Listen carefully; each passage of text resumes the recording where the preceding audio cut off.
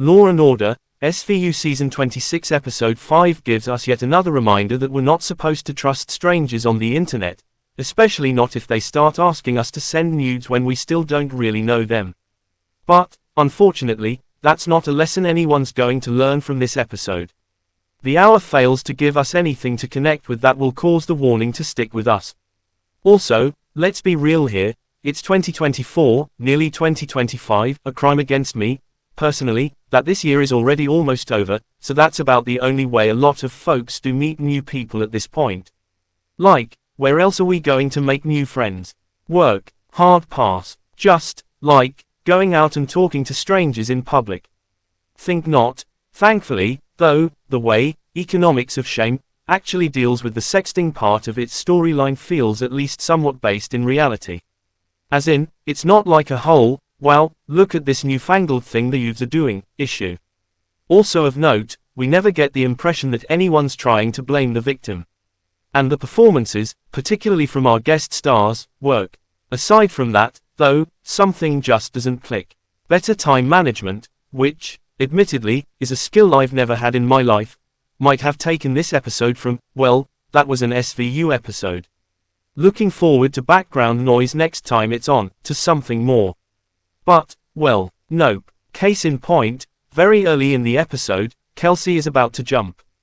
That should be treated like the huge deal that it is, but it kinda gets lost. Because the character, who is supposed to be at the center of this story, gets lost. Sure, Captain Empathy Benson does her thing and gets Kelsey down off that ledge, and she and her squad do their thing to try and get her some justice. But then, it just feels like we're wasting time being asked to empathize with, say, Neil and not enough time with either Kelsey or Ruby. Speaking of Ruby, there's a story to lean into and give some depth to.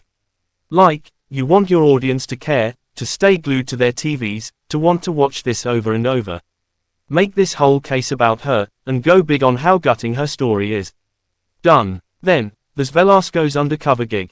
Things go almost too smoothly, which is forgivable enough. Like, nobody really cares about this Audra person, and it's perfectly believable that a low-level scammer like her wouldn't expect to also get scammed.